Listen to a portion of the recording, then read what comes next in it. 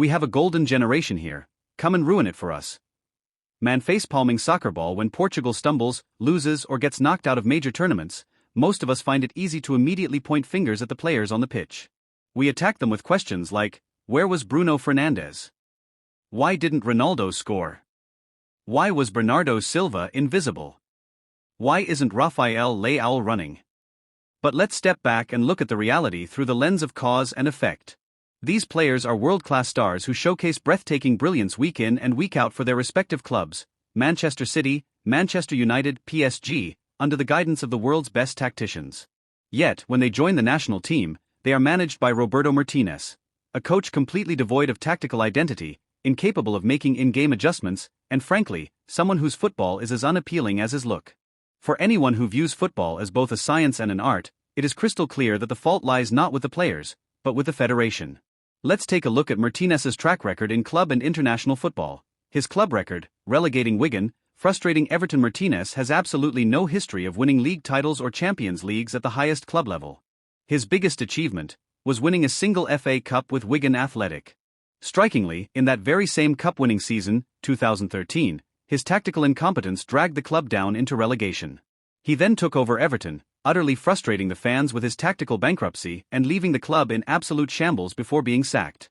His international record, wasting a golden generation. Belgium produced a spectacular golden generation, with the likes of Eden Hazard, Kevin De Bruyne, Romelu Lukaku, Vincent Kompany, and Thibaut Courtois all peaking at the same time. Any mediocre manager could have secured at least one major trophy with that squad. Instead, Martinez managed this elite group for years, only to be tactically outclassed in crucial knockout matches, ultimately wasting their prime years. When the Belgian public and media finally sacked him for ruining their greatest generation, before he could even settle down, the Portuguese Federation welcomed him with open arms, effectively saying, "Come, we have another golden generation here, ruin this one too." What on earth was the Federation thinking? What possessed them to hand over the nation's immense potential to a color-free coach with zero major pedigree who relegates clubs? Putting Cristiano Ronaldo's dream in jeopardy, Martinez's lack of tactical depth has not only hindered the youth but has also jeopardized the final chapter and grand dream of football's ultimate icon, Cristiano Ronaldo. A legendary international career that deserves to conclude in glory and major silverware is instead being stifled.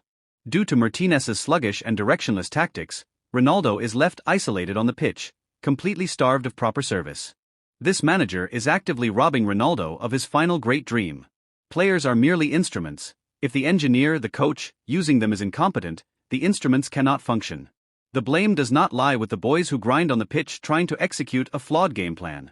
The blame rests entirely on the Portuguese Football Federation, which invited a coach whose resume consists of wasting golden generations and relegating clubs, sacrificing the future of the national team for corporate comfort and business convenience. They are the ones who must be held accountable. What do you think? Is the blame on the players, or on the federation that brought in a coach notorious for being tactically outclassed in knockout games and jeopardizing Ronaldo's final dream? Share your thoughts in the comments below. Backhand index pointing down.